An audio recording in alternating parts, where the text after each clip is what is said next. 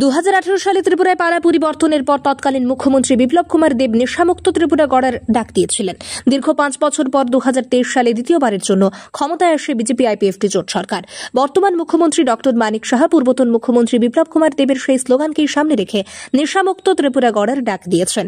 কিন্তু সরকারের মানসিকতা ভালো থাকলেও একাংশ পুলিশ অফিসারদের কারণে নেশার বারবারন্ত হয়ে উঠেছে ত্রিপুরার বিভিন্ন মহকুমাগুলো।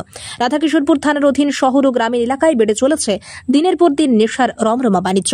রাধাকিশোরপুর থানার ওসি বাবুল দাসের নেতৃত্বে কিছুদিন পরপর নেশা বিরোধী অভিযানের নাটক মঞ্চস্থ করা হয় বিভিন্ন জায়গায়।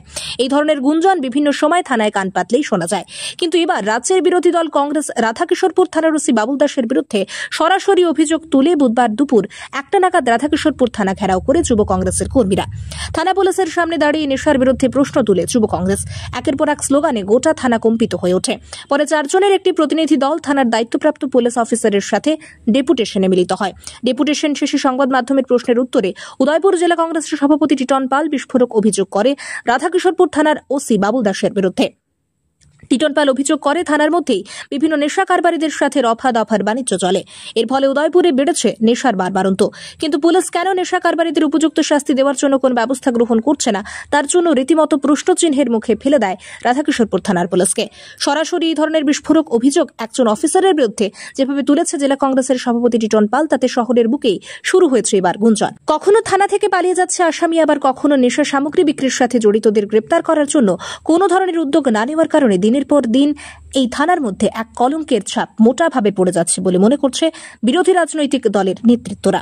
পুজোর মুখে এই ধরনের নেশা বিরোধী আন্দোলন যেভাবে উদয়পুরের রাধাকিশোরপুর থানাকে ঘেরাও করেছে যুব কংগ্রেস, তাতে করে শহরের রাজনীতি ধীরে ধীরে উত্তপ্ত হয়ে উঠছে বলে মনে করছে রাজনৈতিক মহল। আপনারা জানেন এই সরকারের স্লোগান ছিল নেশামুক্ত ত্রিপুরা গঠন করা, কিন্তু নেশামুক্ত না হয়ে আজকে ত্রিপুরা যে নেশাযুক্ত হয়ে পড়েছে। এই ত্রিপুরা যে যুব সমাজ নেশায় আসক্ত, উদ্বিগ্ন অভিভাবক মহল, আমরা লক্ষ্য করছি যে এই ত্রিপুরার যে প্রত্যেকটা অলিগলি ত্রিপুরার সাথে পাল্লা দিয়ে এই উদয়পুর মহকুমার প্রত্যেকটা মহল্লায় সেখানে নেশার ঠেক সেখানে গড়ে উঠছে। বরাবরই অভিভাবক মহল এবং বিভিন্ন রাজনৈতিক দল বরাবর সেখানে দাবি করছেন যে এই সমস্ত নেশার ঠেক এবং নেশার কারবারের বিরুদ্ধে যাতে প্রয়োজনীয় সেখানে ব্যবস্থা নেওয়া হয়। আমরা দেখলাম পুলিশ প্রশাসনের তরফ থেকে মাঝে মাঝে লোক দেখানোর কিছু অভিযান করা হয়, কিন্তু মাঝপথে কোনো এক অদৃশ্য কারণে সে অভিযান সেখানে বদ্ধ হয়ে যায়। কাজেই আজকে জেলার সেখানে যুব কংগ্রেস আরকেপুর বিধানসভা কেন্দ্রের যুব কংগ্রেসের একটা প্রতিনিধি দল জেলা যুব কংগ্রেস সভাপতি ইন্দুজিৎ দাসের নেতৃত্বে আরকেপুর থানায় সেখানে ধর্নায় সেখানে বসছে। তারপরে 4 জনের একটা প্রতিনিধি দল সেখানে থানার যিনি দায়িত্বপ্রাপ্ত আধিকারিক আছেন ওনার কাছে সেখানে ডেপুটেশন সংগঠিত করেছেন। যুব কংগ্রেস এবং আমাদের মূল যে বক্তব্য, সেই বক্তব্যটা হচ্ছে এই লোক দেখানো নেশাবিরোধী অভিযান করে নেশার কবলে যে যুব সমাজ সেটাকে আটকানো যাবে না। তার জন্য পুলিশ প্রশাসনকে সেখানে আরও কঠোর থেকে কঠোরতর সেখানে ভূমিকা নিতে হবে।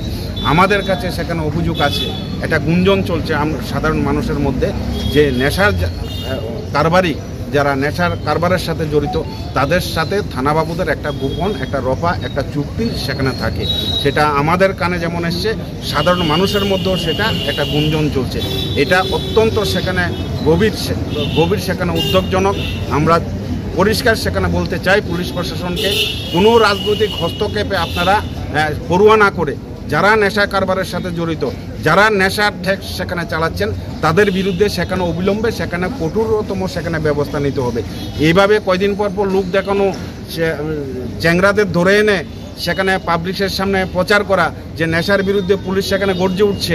আমরা আজকে এই উদয়পুর যুব কংগ্রেসের তরফ থেকে রাজ্য সরকারের কাছে সেখানে আবেদন সেখানে করতে চাই যে এই ত্রিপুরার যে কাদের হাত ধরে নেশা সেখানে ঢুকছে, সেখানে কুরাক ঢুকছে, বিভিন্ন ট্যাবলেট ঢুকছে, সেখানে হিরোইন ঢুকছে, কাদের হাত ধরে, তারা কারা, সেই সমস্ত প্রভাবশালীদের চিহ্নিত করে রাজ্য সরকার অবিলম্বে তাদের বিরুদ্ধে সেখানে যদি ব্যবস্থা না নেওয়া হয় আগামী দিন যুব কংগ্রেস জেলা কংগ্রেস সম্মিলিতভাবে আমরা বৃহত্তর আন্দোলন যেতে সেখানে আমরা বাধ্য হব। ব্যুরো রিপোর্ট, সত্যের খোঁজে 24 ঘন্টা।